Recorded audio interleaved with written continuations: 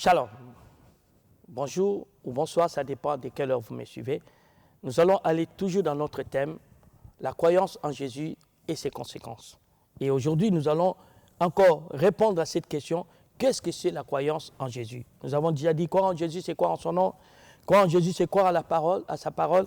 Mais croire en Jésus aussi, c'est croire à son œuvre rédemptrice.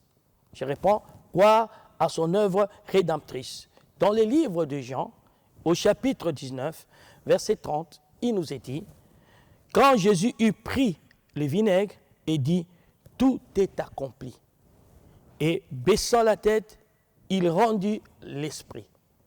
Il parle de quelque chose de puissant. Il fait son rapport à celui qui l'a envoyé. Il a dit, Père, j'ai tout achevé. Je croyais que dans Genèse, Dieu avait tout achevé. Mais je vais découvrir le véritable achèvement. C'est Christ qui l'a accompli. Et il rend compte auprès de son Père. Tout est achevé. Tout est accompli. Vous savez, quand tout est accompli, le jour qui suit la création, la Bible dit, Dieu se reposa de ses œuvres. En d'autres termes, il n'a plus rien à faire, il a fait sa part.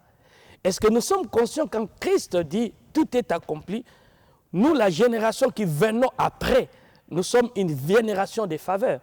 Parce que le plus gros travail a été fait pour que vous et moi nous engagions seulement la foi à ces choses, afin de voir la manifestation de ce qui a été fait, de ce qui a été accompli.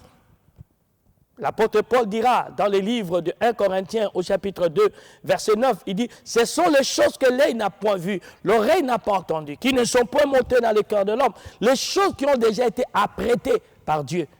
Et il a préparé ces choses pour ceux qui l'aiment. Mais l'impression que nous avons aujourd'hui, et que ce que les chrétiens donnent, c'est comme s'ils ont encore des choses à faire. Non, nous devons entrer en possession de ce qui a été accompli. Et j'aimerais que vraiment nous soyons conscients de cette vérité. Nous ne croyons pas en Jésus simplement parce que c'est le Fils de Dieu, mais nous croyons aussi à ce qu'il a accompli sur la croix.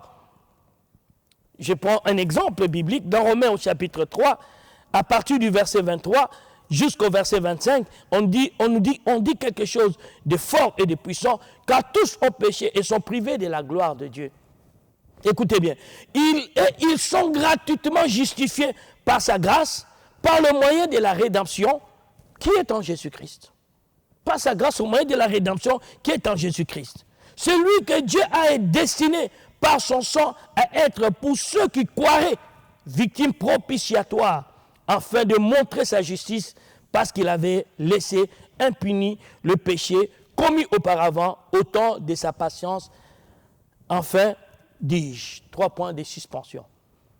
La rédemption, c'est tout un mystère, c'est tout un achèvement que peu sont de chrétiens savent qu'est-ce que Christ a accompli. Mais ce qui est important, il a tout fait pour que nous puissions tout obtenir gratuitement, y compris la justification. Le salut devient gratuit.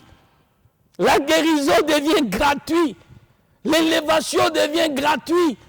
Quoi encore? Le mariage devient gratuit. Je n'ai pas besoin de renverser les autels. Je n'ai pas besoin de gêner. Bien aimé, il y a des fois des choses que j'entends les chrétiens faire ou dire qui me choquent. La grâce est devenue le dû. Or non. L'achèvement, c'est-à-dire la rédemption, c'est ce qu'aucun homme pouvait faire. Mais cependant, c'était important que ce soit fait pour que la justice de Dieu soit satisfaite. Et c'est ce que Christ a fait. C'est le prix le plus fort, le plus important qu'une personne, une nation a payé. Et c'est Dieu qui l'a payé par son Fils. La Bible dit au point que par sa livraison, par sa mort, Dieu ne peut rien nous refuser. Il nous donnera toutes choses par lui. Selon Romains, au chapitre 8, verset 32. Voyez-vous, la Bible dit homme de douleur, habitué aux souffrances. Je veux quand même lire quelques prix qu'il a payés sur la croix pour que vous et moi, nous soyons bénéficiaires de la grâce, que nous ne puissions plus rester cloîtrés à des efforts pour obtenir, à des jeûnes pour obtenir. Oh, je vais avoir un enfant, il faut que je jeûne, je prie. Non, tout est accompli. Tout est accompli, bien-aimé. Parce que si tout obtenait par les jeûnes et les grâces, Lazare avait jeûné à quel moment pour ressusciter? Non, j'aimerais vous poser la question. Parce qu'entre les délivrances que vous faites et la résurrection, lequel est plus compliqué? Dites-moi dans la famille de Lazare qui avait jeûné. Si tout s'obtient, comme aujourd'hui on dit, par nos efforts, par des renversements des hôtels, tout, dites-moi comment le miracle de l'eau changée en vin s'est produit. Tout n'est que grâce. Tout n'est que grâce. Et ça, je vous dis, je vous en note des choses qui ont été faites avant même l'accomplissement de la rédemption. Mais maintenant, nous qui sommes dans la rédemption, nous commençons à peiner, à chercher la dure labeur pour obtenir les faveurs. C'est compliqué, mes amis. Non, j'aimerais lire quand même quelques passages qui vont nous fortifier dans Ésaïe 53, verset 4 et 5, on dit, « Cependant, ce sont nos souffrances qu'il a portées, c'est de nos douleurs qu'il s'est chargé, et nous l'avons considéré comme puni, frappé de Dieu et humilié. Mais il est blessé pour nos péchés, brisé pour nos iniquités. Le châtiment qui nous donne la paix est tombé sur lui. Et c'est par ce maître sûr que nous sommes guéris. » Et Pierre dira que nous avons été guéris. Donc pour moi, si je veux obtenir la guérison, la seule chose que je dois faire plutôt, croire à la rédemption. Je veux sortir de la malédiction. Je ne me casse pas la tête. La Bible me donne les secrets. Il dit que pour que tous ceux qui croient en lui puissent, bien aimés, vivre l'accomplissement de la bénédiction d'Abraham. Selon Galates 3, versets 14 et 15. Je veux quoi? Être, comment on appelle ça? Évoluer, prospérer. Il suffit seulement que je crois que Jésus peut me faire prospérer et je vais prospérer. Bien-aimés, ne rendons pas l'évangile de Christ dur. L'évangile de Christ s'obtient par la gratuité.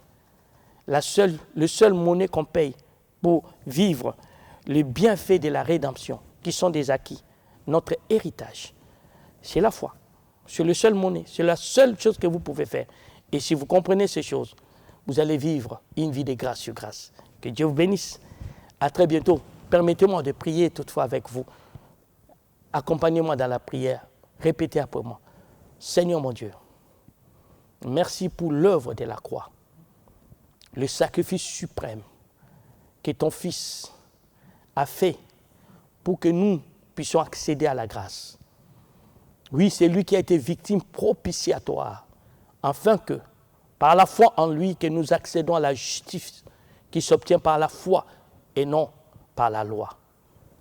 Nous t'en remercions parce que désormais, nous allons marcher dans la foi pour entrer dans la gratuité des faveurs divines. Dans le précieux nom de Jésus Père, que nous avons ainsi prié. Amen. Grâce sur grâce.